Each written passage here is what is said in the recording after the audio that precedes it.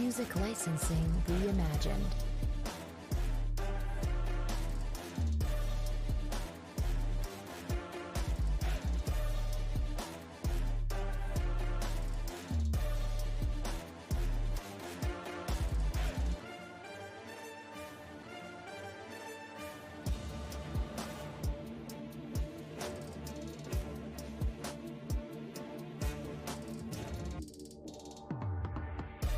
Artlist.io.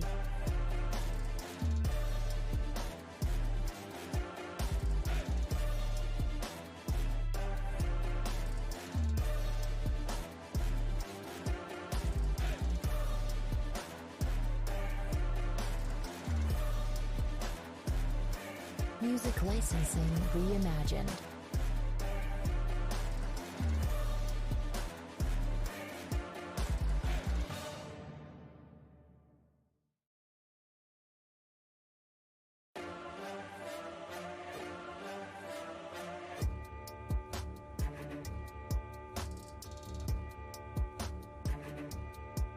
Artlist.io.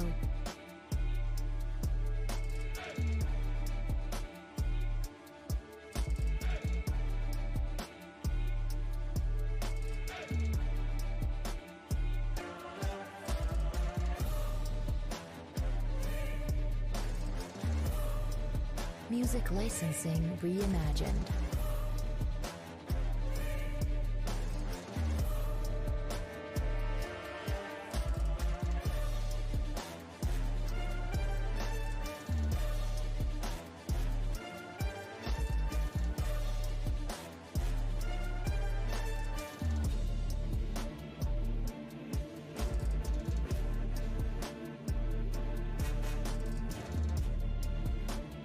Artlist.io.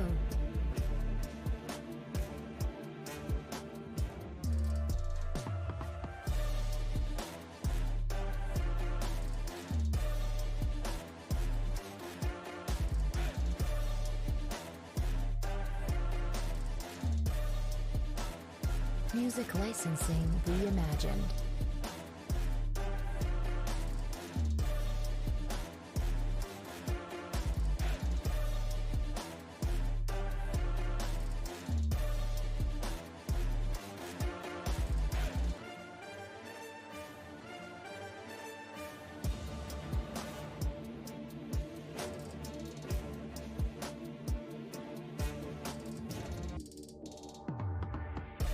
Artlist.io.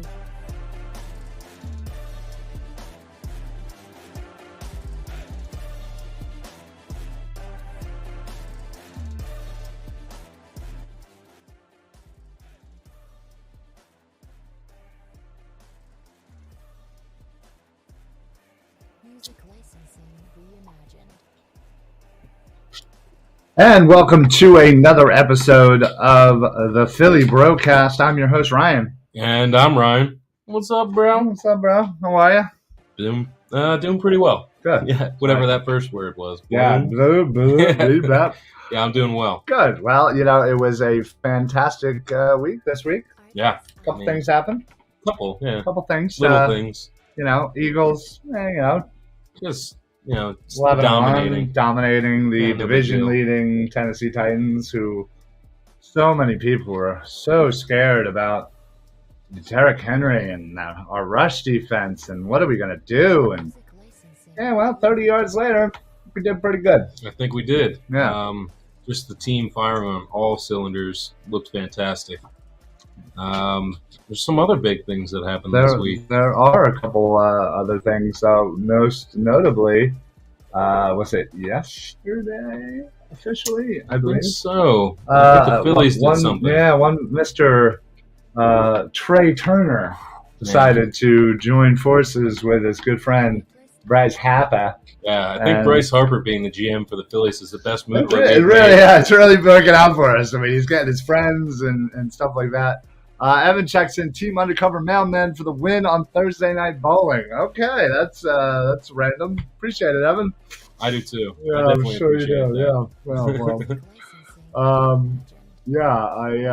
I was absolutely just over the moon when I heard that news. I really thought we were going to have to wait quite some time I because mean, of how the whole Bryce Harper thing went. I mean, Trea Turner is a big name. that's a big name. And he was just excited to get here and get going. Clearly, and the up report came later today, or earlier today, I should say, that the San Diego Padres offered him $341 million, as opposed to our $300 million. Very and nice. he said, "No, we'll go with Philly." Yeah, I mean, we have a culture here, and We do. you know what they did like this past season, just rolling into the playoffs.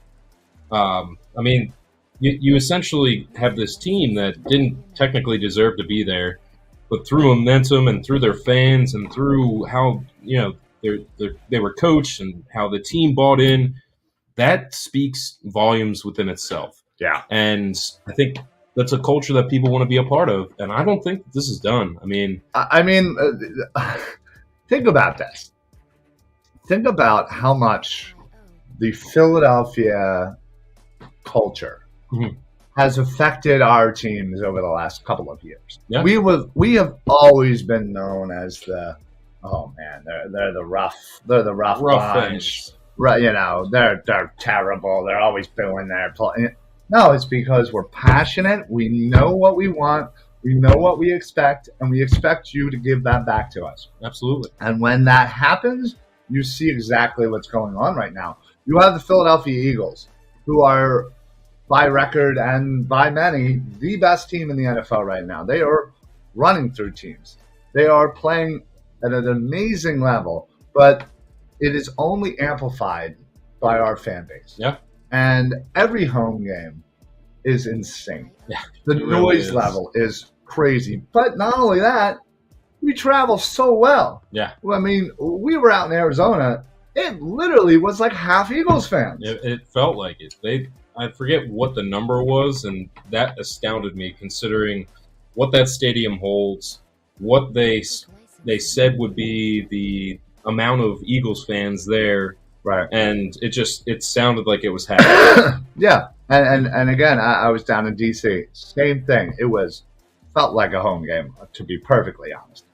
And that's what happens when we go to these other stadiums. We bring our fans because we're so passionate that we're willing to travel for this team. We're willing to buy in.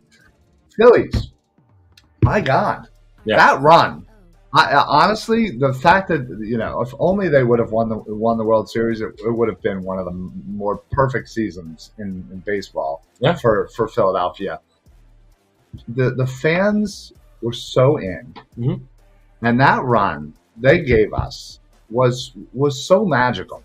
Our October was filled with so much fun, and so much joy, and just so many great moments, and the fans added to the whole thing, and you can't deny that. And that's what players want. That's why they want to come here, and that's what's going to make this, a very, a wish list spot for a lot of players. We're a destination now, and because not only that, you have top tier players, going out there and being advocates for our team. Yeah, i.e., Bryce Harper, Jalen Hurts, guys like that who are just Jason Kelsey. Guys who are not only doing it in the locker room, doing it on the field, but they're out there actually trying to recruit guys to come to this team, to this city. And, even though the Flyers and Sixers might not be doing as well as people want right now, the fans are still there. Oh yeah. And I mean, the Flyers, regardless, I mean, they may not have such a large contingent like the Eagles, but they are just, if not more, hardcore and dedicated to that team. Those people that consider themselves Flyers fans first. Yeah, those people are undeniable. They're nuts and they're awesome, and they absolutely just love hockey, and I love that. Obviously we're fans of every sport, but let's be honest, we consider probably Eagles our number one. Yeah. I would say Phillies my number two. Sixers 3. I'm just gonna say Eagles number 1, Phillies, Sixers, and Flyers 1 or 2, A, B, and C. Okay.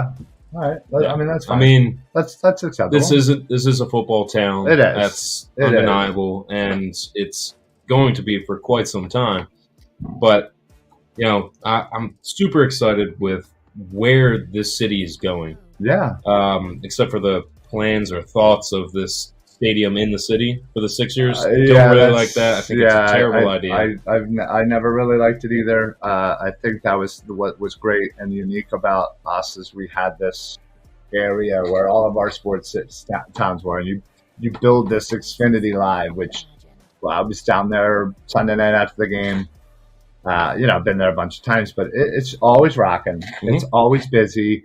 It's always insane. And there's just like 7 million bars in there. Yeah. And then there's just like a general area where just everyone is just whatever. Yeah. And the fact that like players go there after the game, like after World Series games or after playoff games, the Phillies were all there, chilling and having good times. You'll see Eagles players chilling and having a good time. Like it's a spot to be. So why would you not embrace that area and want to build that area up? Because you have a lot of surrounding areas around there that probably could be built up exactly and made into even bigger you basically could make that into like a mini sports town. Exactly. So yeah, I feel like we could go into it a little bit more. Absolutely. I think we probably want to start off with the Birds. Yeah, for sure. Listen, coming in, I feel like every week, I have this feeling every week is, the negative people come out and say, oh, well, you haven't beaten anybody. You haven't done this. And here's this and here's this. And then after we do it, it's, well, they weren't that good. And, it's because we made them look not that good. Right, exactly. So every hurdle that someone has put out, and believe me, it's a lot of the national media that the disrespect is coming from. The fact of the matter is ESPN, after the win, still had the Cowboys at a higher freaking odds to win the Super Bowl than we do. They were 2 points. They were ahead by 2 points going into the fourth quarter. The Cowboys were in their last game, and then it was a wild fourth quarter, and then they scored all these points. Yeah, great. That's not the signs of a good team to me. That's the signs of somebody who struggled and then got fortuitous and took advantage of it. Sure. I mean, I'm not calling the Cowboys bad by any means. They are a good team for sure. But it is going to be a battle on Christmas Eve. They are not better than the Eagles. No. And if they were, they probably would have put up a win against us the first time we played. Yeah. Who did win that one? Yeah. Yeah, we did. And the only, each and every week, this team has been questioned. They have answered the questions. Yes. They have now fired on all cylinders. This last game, they put up 35 points. Throwing the ball almost 400 yards, continually rushing at a great pace, and special teams actually had a pretty good game. Britton Covey finally showed up. I mean, he had some good returns in that game, and I was really happy for him. Yeah, he had over 100 yards, punt return yards, which, man, if we could have that every week. I will have to say that Tennessee's punter, I can't think of his name off the top of my head, but he was literally out punting the coverage. Yeah. So it's like, hey, why don't you just punt like 45 yards and keep it really high in the air so we can catch up to him? And he's like, no, I'll kick it 65 and, you guys can catch up. And that was very helpful for Britton, but he definitely overall, had space to make his initial moves. Between coverage and blocking and everything that you're looking for in special teams, even big Jake step Elliott, up this year, and that was also another one of these, negatives about this team that had to be answered, and it was a rightful one because the special teams were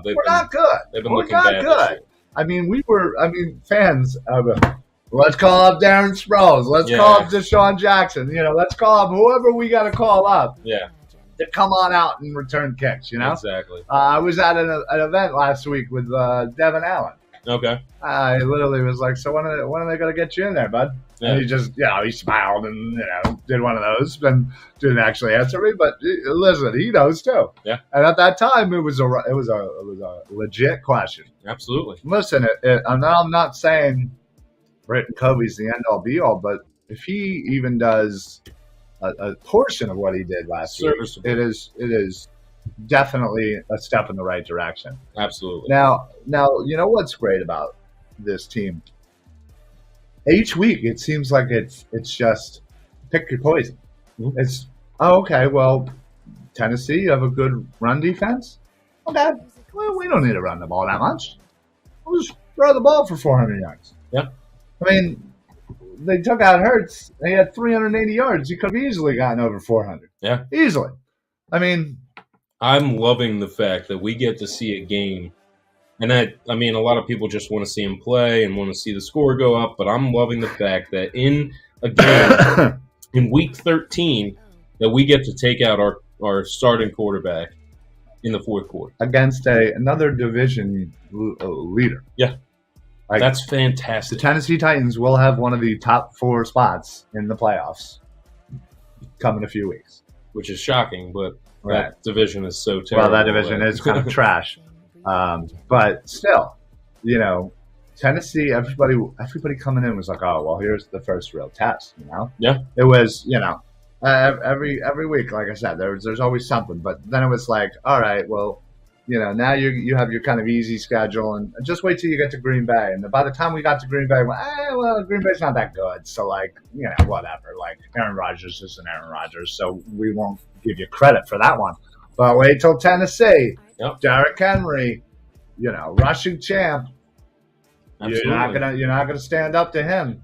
Sure enough. 30 yards. Yeah. 30 yards. Minus Jordan Davis. Yeah. I mean, Jordan Davis barely played. Yeah.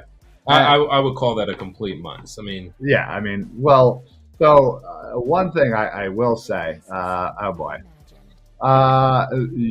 Jonas Vindergaard or what the hell?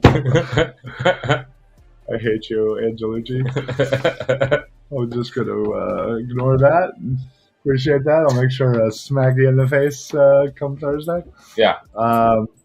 So, yes. Anyway, sorry for that interruption. Thanks for watching. Yeah, thanks for watching. Appreciate it. But I have no idea what that was. Was that cricket, maybe? I think so. He's Yeah. a big cricket guy. Yeah, that makes sense. If I'm not mistaken, Tour de France is what he was talking about. Oh, yeah, that's. I'm going to go with Vingegaard because that is a cooler last name than Pagakar. I don't know. It's a toss-up, but I'm going to go Vingegaard.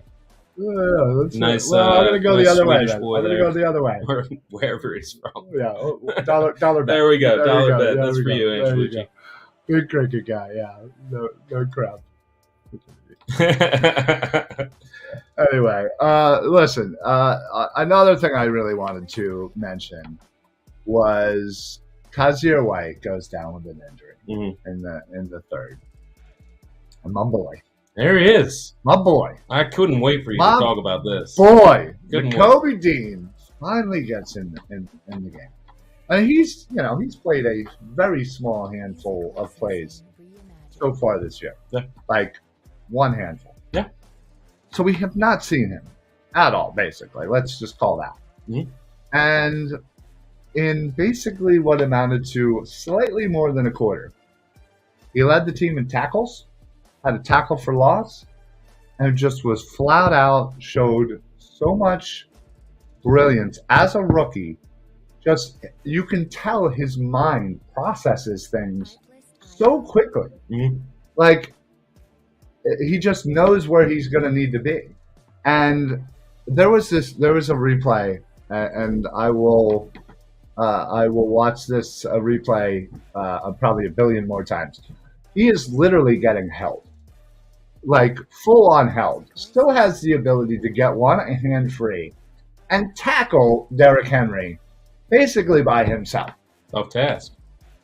I mean, listen, that's not an easy feat to tackle Derrick Henry in general. This is exciting, especially because we don't know the extent of Kaiser White's That's injury the thing. and how So long. far, we've just been told, nothing serious. Yes, but nothing serious could result in 2, 3, 2, You're 3 right. weeks.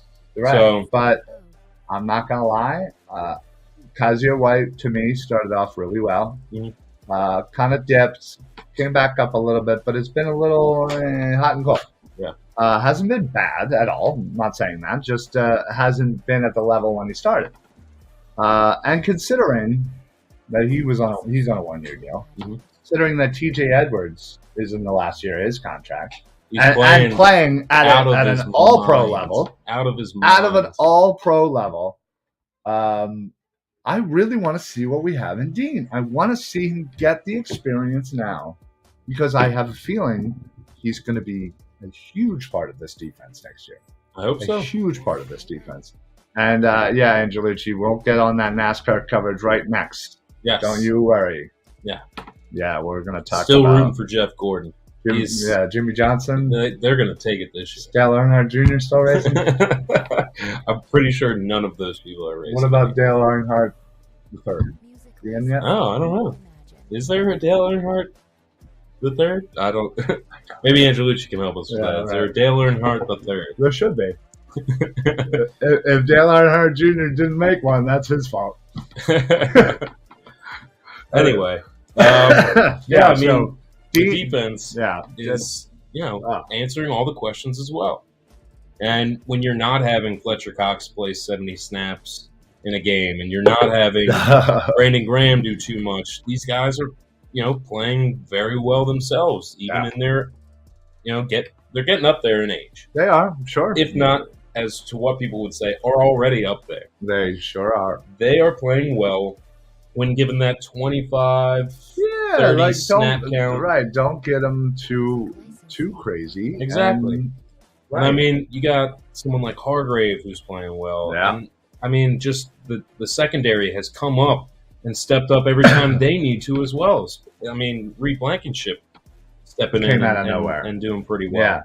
So, I mean, his efficiency rating is very high right now. Overall, this defense has answered any of their questions that have been asked. And then the offense is just, pick your poison. Yeah, pick your poison. However you want us to beat you, one week we'll run the ball for 300 yards as a team. The next week we'll throw the ball for 400 yards as a team. Have 2 wide receivers over 100 yards. Well, you're going to cover there, pal. Yeah, you're going to cover A.J. Brown. You can't cover that, man. You saw that touchdown. He literally had more yards, catches, and touchdowns by himself than the entire wide receivers for Tennessee. He played so well that Tennessee fired their GM. They fired him. And they were like, "Wow, that one blew up in our face, didn't it?" Good call. Yeah, out of here. Yeah, they quite literally fired their GM Tennessee earlier today. Yeah. So it's fantastic. Yeah, I mean, I love to hear it. Evan, he has 2 daughters, so maybe, but they're young still. Okay. Oh, Earnhardt. Is that we're going back to Earnhardt? Well, I mean, the sports are changing, getting more progressive and inclusive. So there you go. Darla Earnhardt. Yeah. I really hope that's one of their names. Evan said, what other injuries do the Eagles have to deal with at the moment? So that's actually a really good question because so basically this past week. Yeah, Jordan Davis officially active, right? Mm-hmm. Unfortunately, C.J. Gardner-Johnson goes on IR, right? That's huge. That's not great, but he will be eligible, I believe, the Saints. So we can get him a game or two, be ready for the playoffs, right? Yep. Unfortunately, we also just put Quinn. Yep, Robert Quinn on IR. He had some injury during the week. Was inactivated, and then after the game, they decided they needed to put him on IR. I don't know if they would have done that prior to the game, whether that game would have counted for the official 4 and then something to do with that. But again, who knows? A little hit to the depth for sure. But this week, eligible to return off IR is Avonte Maddox, which would be huge, especially with C.J. Gardner-Johnson going down, having that extra man in the secondary. Yeah. Then after the Giants game, Dallas Goedert would be eligible to come off. That'd be huge. Absolutely huge. So, I mean, with Dallas Goedert coming back, that kind of obviously opens up your offense a lot. I did enjoy seeing some Stoll and Calcaterra They did, catches they and did, nice yeah, plays. They did some all right again, stuff. like when your star is out, your backups need to be serviceable. Serviceable. They were doing that and playing pretty well. So I was happy to hear their name get called a few times. And, it's not going to be Dallas Goedert. You don't have another athlete like that. You don't have another special tight end. Right. You don't just replace just available. That. But they did very well. And to have him back going into the Dallas Cowboys game would be enormous. Enormous. Yeah, that would be huge. Angelucci, you missed it. We talked NASCAR for 20 seconds. Yeah, 23 seconds. Yeah, absolutely. Hardest postseason matchup, knowing what you know about the league right now. Honestly, if you're looking at the NFC we're right looking now, at the NFC, and what would be the hardest matchup or hardest team to go through to get to the Super Bowl? It's Dallas. Yeah, I feel like we are fine matching up with Minnesota again. I feel like Dallas is definitely going to be a tough game, especially on Christmas Eve. That's going to really going to show where we are. Now, listen, we may lose that game. I'm not saying we're going to go 16-1, but even if we do lose that game, I feel like it'll give us a good barometer of where we are versus a real true test of playoffs. Again, Tennessee is a playoff team. Yes. Minnesota, a playoff team. Yes. We have played teams that are going to be in the playoffs. Dallas is definitely a team that is playing very well. They're not all there. I feel like if the running game isn't there, you put a lot of that on Dak, and honestly, I don't really have the trust in Dak to do what's necessary. Yeah. Defense is playing good, but I also feel like their defense plays I don't want to say lucky, because that's not the right word. But they're very built on taking those chances, and sometimes that can bite you. And I feel like we have a great offense that would go against that defense to where, hey, listen, you may get a few of yours, but you're gonna try one too many, and we're gonna burn you. Yeah, I mean, you look at San Francisco, and they were going to be probably the team that would be the scariest one in the NFC. Jimmy G just goes down. He's out 7 to 8 weeks. It's not looking good for them. Yeah. Then you have L.A., who's confused. They don't know what they're doing. They have L.A. Rams. Oh, they're not even in the conversation. I'm just saying. Not even in the conversation. They just picked up what's his name? Baker Mayfield. Yeah, Baker Mayfield. They're confused. They don't know what's going on. Yeah, so confused. You have the Minnesota Vikings, who, despite their record, have a 10-point differential over all of their games. Yeah. Over every win that they have, every game that they played, they're only plus 10. They're like right there. Every game. That's not a good sign for the Minnesota Vikings and your defense. Listen, they have a great set of wide receivers in Jefferson and Thielen. Obviously, Cook is a great running back, but he hasn't really been Dalvin Cook. To be perfectly honest, their offensive line isn't the greatest. Their defense is very streaky. Again, I don't see them as a complete team, and I see them as very beatable. You look at the South. Tampa Bay. Did you see that game last night? I actually didn't, because I didn't care. Yeah, well, I cared because I wanted to make sure I saw the Saints lose, and my God, I figured that was going to happen regardless. Well, it was close going into the fourth, and into the last 2 minutes. Yeah, Tom Brady was down by 13 points with 4 minutes left, and he did it. This is one of those things that, I mean, it's just like crap playing against crap. Well, I really don't care. You're right, but like the fact of the matter is that Tampa Bay scored 3 points in 55 minutes of play. Yeah. They did not look good at all. The Saints didn't look good at all, and the only reason why they had points is because the Tampa Bay defense looked terrible. Listen, that's technically Dallas's problem, because if we do our job, Dallas would in turn most likely be playing Tampa Bay in the first round, and we would have a bye. So that's their problem. I'm not worried about the NFC South. No. The only two teams I'm worried about is Minnesota and Dallas, and Minnesota doesn't scare me. Yeah. So to answer your question, Evan, in my opinion, it's Dallas. Yeah, I'd say it's definitely Dallas. Luch coming in with the question here. Who is the MVP of the league? Listen, it's hard not to be biased here. It's very hard. It's very hard because, we But see Jalen Hurts. No. we see every Eagles game.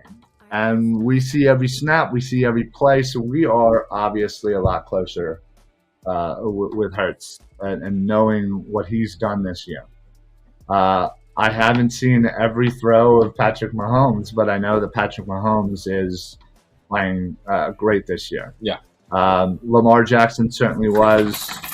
He's kind of slowed down a little bit, and now he's injured, so he's probably out. Josh Allen could make a push. He could make a push. He hasn't been playing all that great either. Trying to think of who else would be, in the conversation. Not too many from the NFC. Who from the NFC? Anybody? I mean, wide receivers don't really get it, but I mean, Justin Jefferson. Yeah, I mean, should get a nod. Right. The guy is outstandanding. He is, and Cup so was on pace, but then he got hurt. Yeah, I mean, it's unfortunately honestly, it's got to be hurt. It's between right now, Mahomes and Hurts. Yeah, I think it has to be. Yeah, and I give the slight edge to Hurts because of what he's done, both in the air, on the ground. If you combine the yards, it's.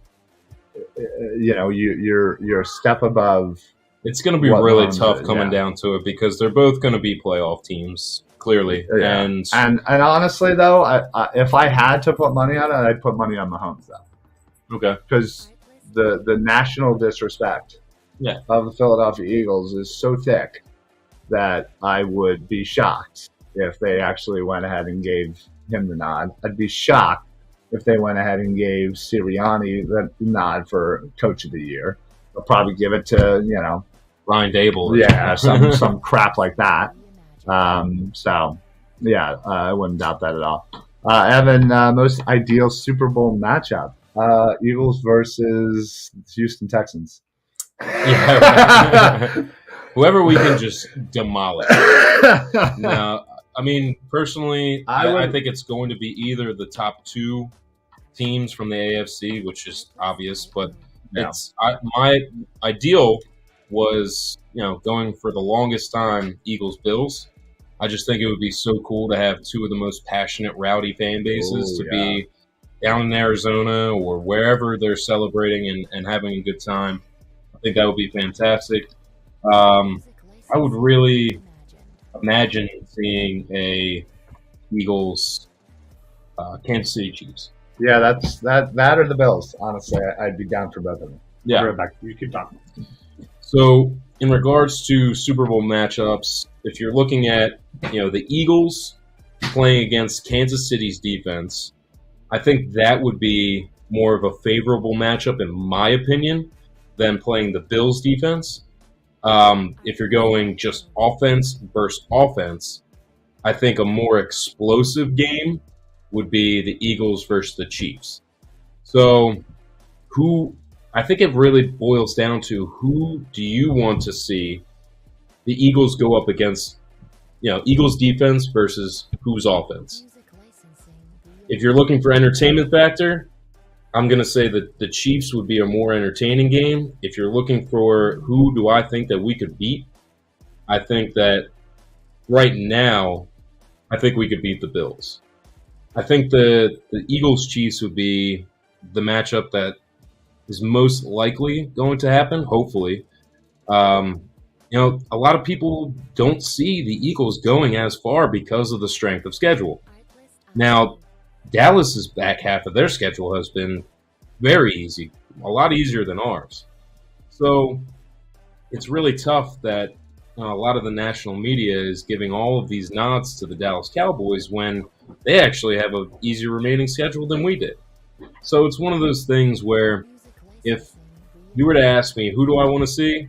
Eagles, Chiefs, just because also you have the Andy Reid factor. I think that's a big storyline. So here's an underrated one. Eagles, Dolphins. Okay. two high-powered offenses. I think their offenses match up pretty well. Their defenses match up pretty well, and I feel like it would be like a 90-point over/under. I mean, yeah, it's possible for sure. And I mean, we have the secondary that would definitely be challenged, but could match up with those wide receivers in Hill and Waddle. Right. I mean, that would just be who turns the ball over. That's pretty much it. I mean, in a crazy game where it's all offense, I think it's just one turnover that makes that big difference, and that's it. Well, and then you also have the Alabama quarterbacks going against each other too, and it hurts. That's a great storyline. Yeah. But yeah, honestly though, Bills would be great because again, two passionate fan bases.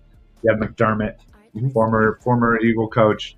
You have Kansas City, Reed, big fan of Mahomes.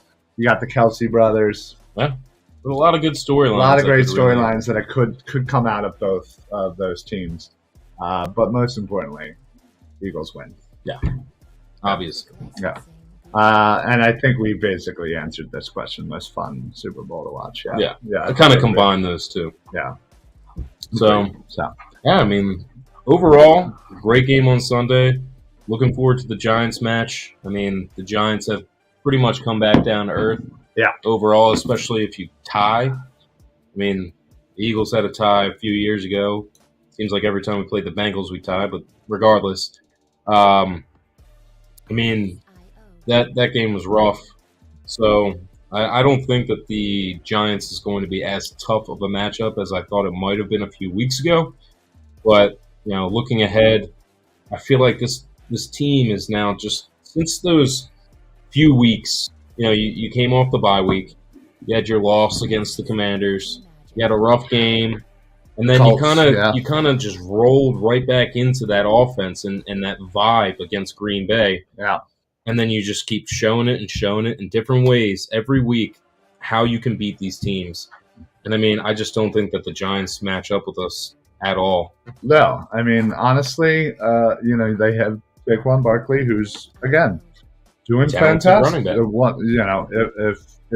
he's not leading the NFL in rushing, it was Henry, and they were going back and forth. So, yeah, but just like the Tennessee Titans, there's not a lot at the wide receiver position. I mean, Ryan Tannehill's a better quarterback than Danny Dimes. Yeah, and I think even Tennessee might have better wide receivers than the Giants. Yeah, well, I mean, Robert Woods, Treylon Burks, I'd rather have those two over Slayton and.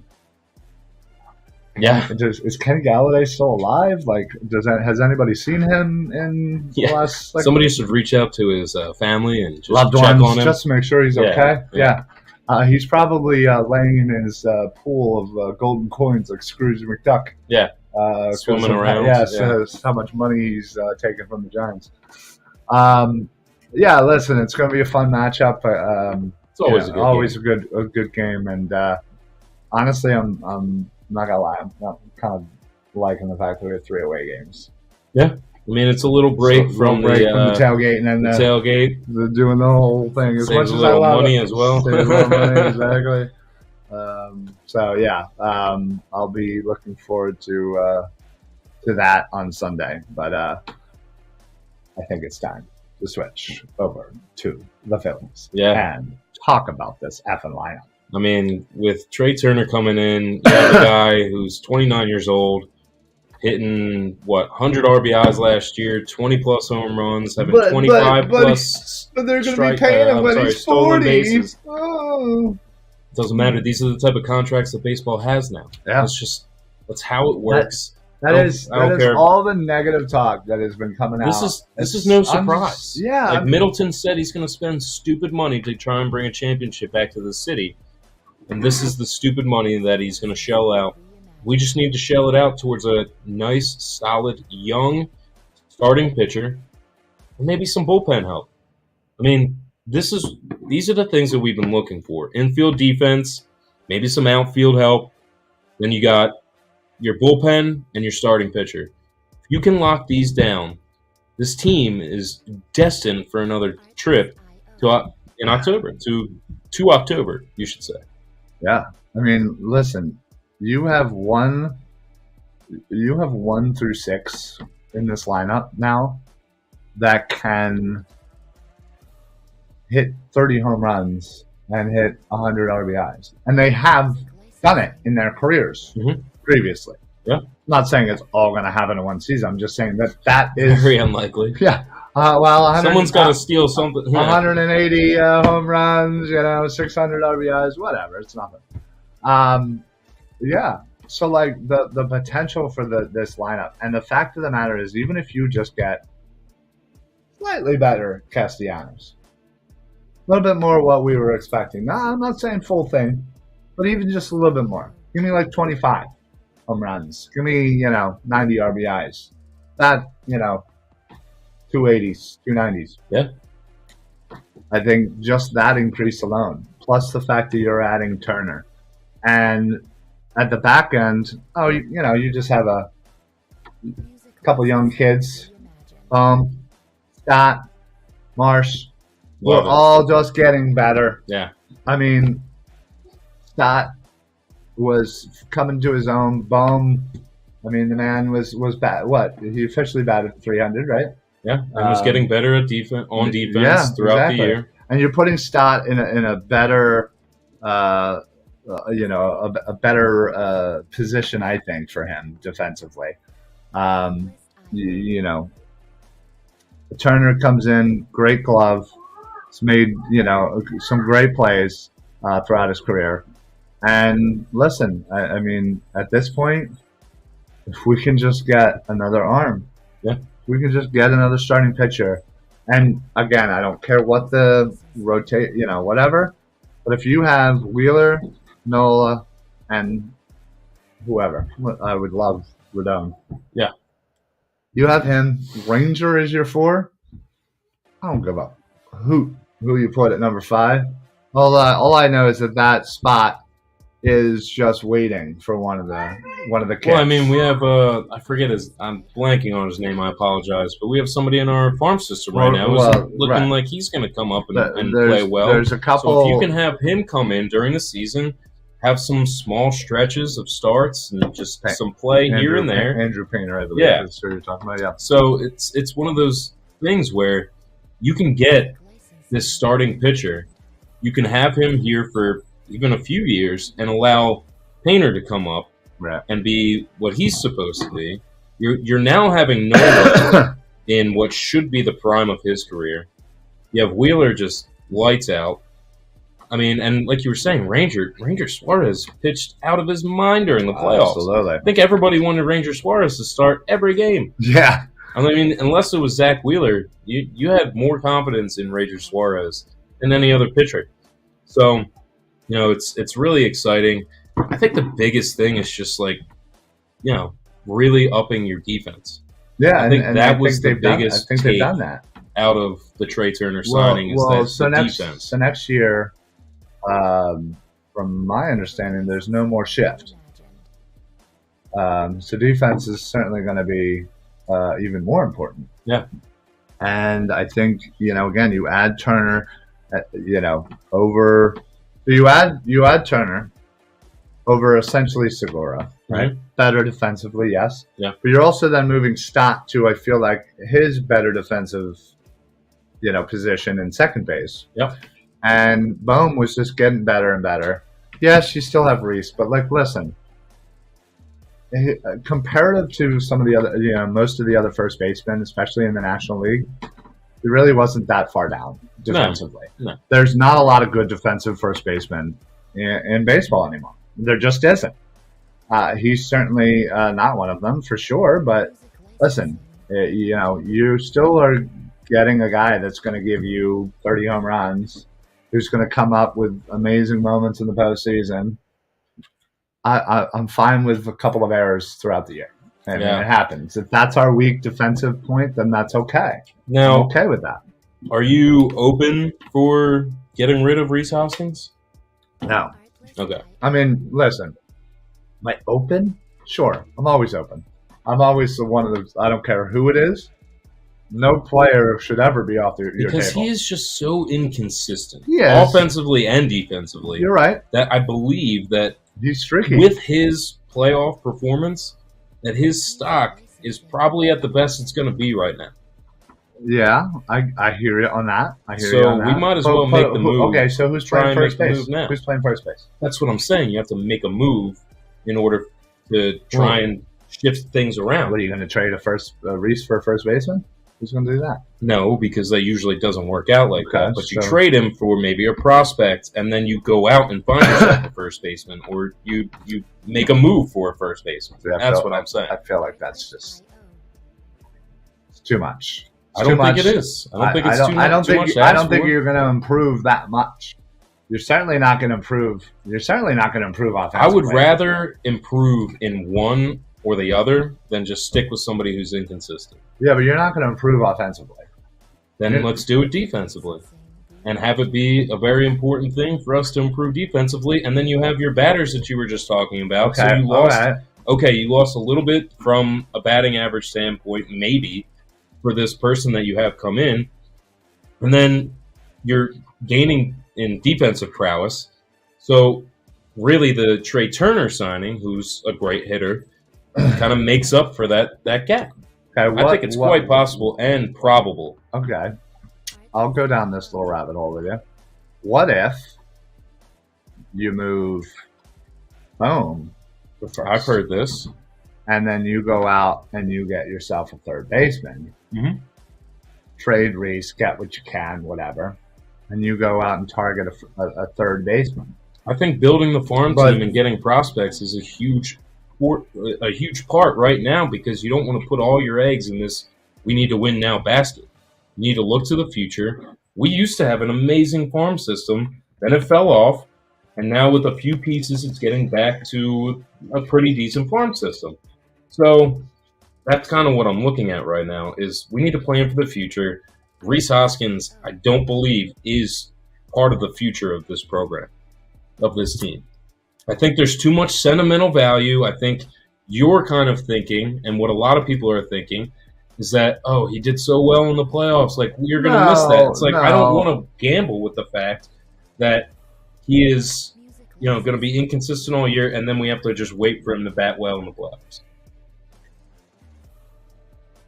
So looking at free agent third baseman, Mm-hmm. you have 31-year-old Nolan Arenado. Though, no, he is staying. He exercised. My bad. Yeah, but he's also one of the best third basemen in baseball, so I don't care how old he is. Yeah, I want Well, him. true, but okay. Brandon so, Drury's good. Brandon Drury's good, but he's 30. Joey Wendell. But again, this is why you get rid of Reis while his stock is high and get these prospects in these corner positions where you would in turn be looking later down the road. That's what I'm saying. I mean, I hear you. I'm just thinking of what's going on now. I think now we'll be fine without him. Honestly, who's going to play first or third in this scenario if we trade Reis and either I keep believe Bomer or move that- Bomer to first? with Middleton and what's his Dombrowski. name? Yeah, Dombrowski. I think they can figure that out, and I think they need to shed the Reis weight right now.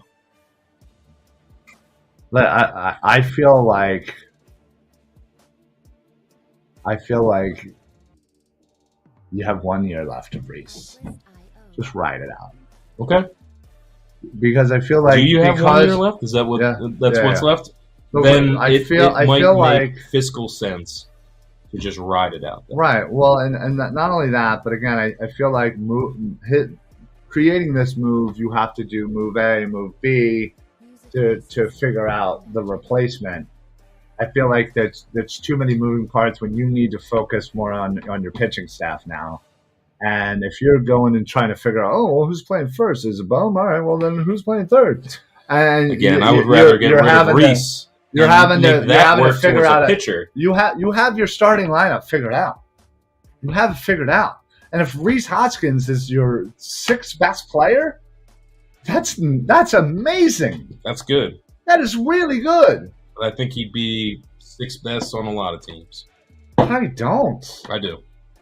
I don't. Okay, that's your opinion. Listen, maybe a small one handful of teams. He's not the sixth best on the Braves. I'll tell you that. Might be lower than that. It's not. He's not. I don't think he's even starting for the Astros. Oh, well, maybe. I'm talking about the teams that we're going to see in September and October. Listen, that's what you're looking for. You're looking to get back to the big show. You're looking to do that in the ways that are possible. I think getting rid of Reis is an option. Do I really want it? Maybe not really. I'm not saying it's not an option. I think it's a great option, and I think that if you can capitalize on it, do it. Especially if it might be part of a deal to somehow get a pitcher.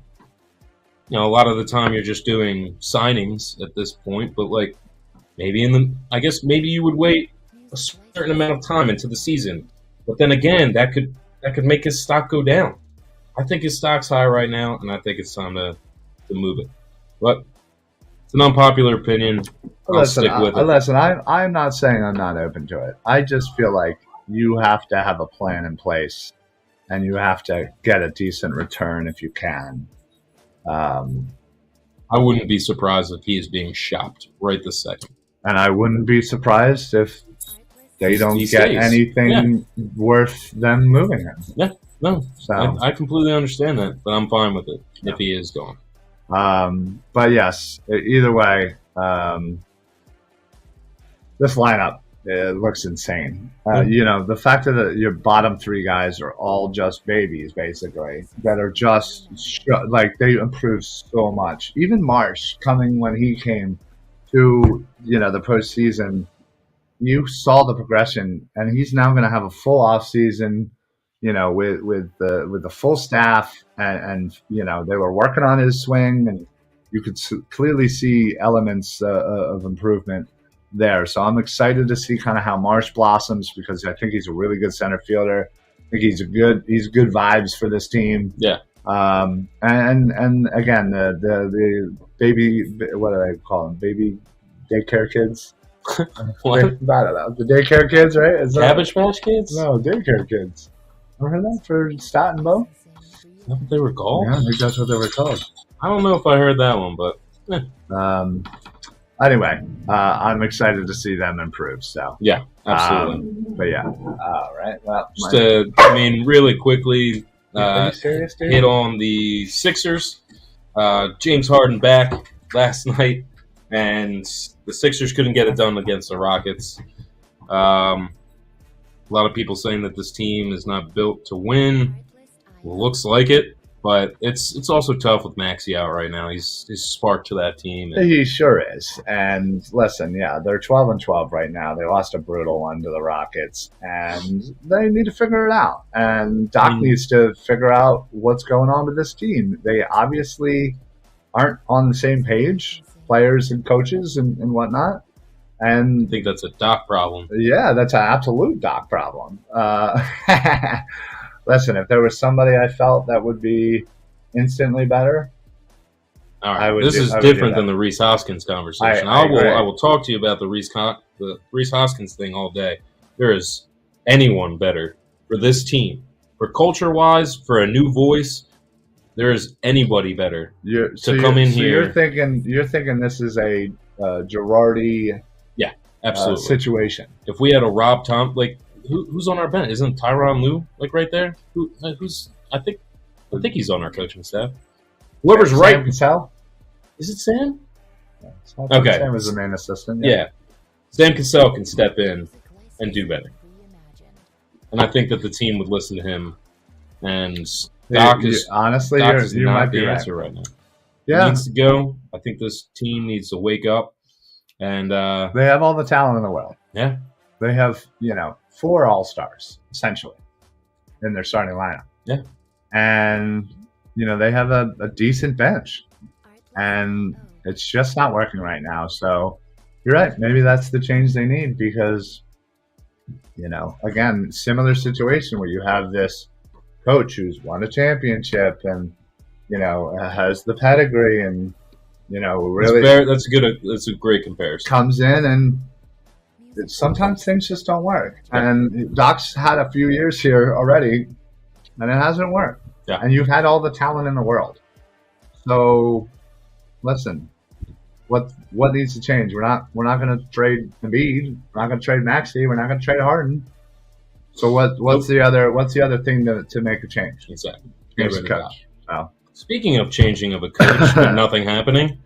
How about them Flyers? Yeah, well, What do they have? They beat Colorado. I know it's. I really like Colorado. I think they're a really fun team to watch. And Flyers, they did their job last night. But honestly, was it 2 wins in the last 14 games, 13 games, something along those lines? Just atrocious. I honestly need to do some more Flyers research to be a little bit more well-spoken on the subject. But just from what I've seen from stat lines and watching highlights, they are just an incomplete team. And seems like, I don't know, Tortorella coming in was not it was more of like a quick Band-Aid for a gun wound than anything. So yeah, well, you were hoping the shock and all of it would do something. His style coming in would, wake some people up and spark it. It just, listen, they also don't have a lot of talent in their team. They really don't. Offensively, there's not a lot going on. No. And especially they've been hit with a lot of injuries, and some of these lineups they're putting out there is honestly, it's kind of gross. Yeah, it's been really rough. It's really bad. And so, most of these guys really shouldn't be on professional rosters, but yet here they are on the Flyers, third line guys. Yeah. So to Tort's defense, he hasn't really had a lot to work with, but it's just not working yet. I mean, you see little flashes. We'll have these games where you're like, oh, okay, well, shit. The defense played really well and made Carter Hart's job a lot easier. And, Carter has been playing really well, especially when the defense is supporting. It's just generally the offense hasn't been all that great. Although, again, they scored 5 goals against the Avalanche yesterday. So it's very inconsistent, but for the most part, it's consistently not great. Yeah, it's rough. Yeah, it's a rough product. It's gonna be a few years before we're gonna be able to confidently be happy about the Flyers product that we put on the ice. And unfortunately, I worry about that you're wasting good years of Carter Hart to eventually get there. Yeah, because I think we talked about this before. Yeah, I mean, as we know, good goalies don't come around all that often, especially for the Flyers. Yeah, I mean, especially like you were just saying. I mean, I think that we are literally aging Carter Hart. Yeah, with the amount that he has to work and how hard he's been playing and everything that's going on, I feel like you could have had a 10-year guy, and it's going to be like a 6-year guy. Yeah, I'm just spitting out numbers because he's already. If that was he already at 4? Mm-hmm. Yeah, I think this is his 4th year. So, but you get what I'm saying. Yeah. So hey, listen. In general, wrapping up, surmising. Oh, thanks, buddy. The Philly sports landscape is pretty good. Yeah. I mean, we have a number 1 football team. We have a baseball team that just coming back from a trip from the World Series and just added the best position player in free agency. Yep. Still time to add more. Hopefully a pitcher. Yep. Hopefully maybe a few bullpen arms. Maybe they go out and officially get a closer. Maybe not. Or they continue to by committee it. But we'll see. We'll see. And the Sixers, listen, Sixers have the talent. Sixers, we've seen what they can do when they're all healthy and they're all playing on the same page.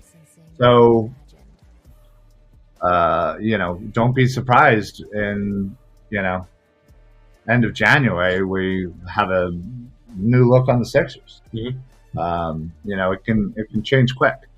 Flyers, again, not great, but we at least understand that it's not one of those where the expectations are high. So at least we can temper our low expectations and hope for a you know hope for a good future in a few years. Yeah.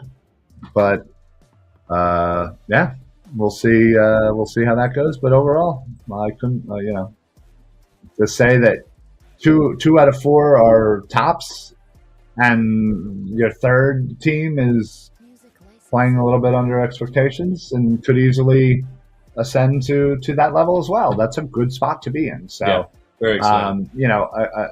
I say this only because I feel like I've over the last few weeks I've been hearing nothing but negativity among the fan base, whether it be on social media, Twitter, or whether it be sports radio, whether it be the hosts themselves, or whether it be the callers.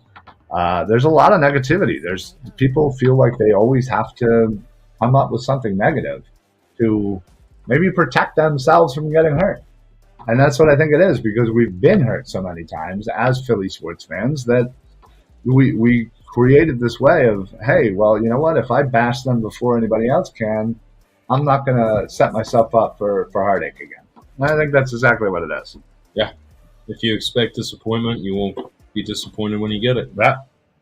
I mean, you're absolutely right. So to all those fans that are negative and like to throw those things out, gear up. Yeah, it's going to be okay. Just enjoy it. This is what we do as Philly sports fans. Mm-hmm. We get happy, we get excited, we have fun. And listen, yeah, sometimes we get our heart broken. But if you didn't have that, you wouldn't have the high of the highs when we do win it all. And it makes it that much more exciting, more worth it, more memorable. Yeah. Is experiencing those lows that make the highs even higher. Well said. Thank you. Appreciate that. Yeah. All right, folks. Well, we're going to head on out here. We talked about everything, including NASCAR and theoretically cricket and Tour de France. Yeah. So yeah, we're running the gambit tonight. We will see you guys next week. Thank you guys for being with us. I don't believe for anybody who follows us on Facebook, I don't believe Birds of the Round Table will be on tonight. We have a few sick people, so we will try to squeeze that in some point this week. So stay tuned for that. So we'll let you know when the Birds of the Round Table will be on this week. Other than that, stay tuned for a few other shows coming through from Philly Sports Alliance and from the Painted Lines. Special shout out to the Painted Lines for not only all the content that they bring to our Facebook, but everything that we share onto their YouTube as well. It's been a really good partnership, and we've really met a lot of good people, not only in the Painted Lines, but the people who watch their shows, in the YouTube. A lot of good people there. So appreciate Evan and Angelucci for commenting and making it weird tonight. We will see you two gentlemen on Thursday as the alluded to bowling matchup. It's a big bowling matchup. Yeah, the big, great bowling matchup. Drinks will be had. Fun will be had. That's all that matters. Yes. But we will see you guys next week. Have a great rest of the week. Continue to make sure that you're watching on Facebook and YouTube, and put on your automatic notifications so that you know exactly when we go live. But anything to add before we head out?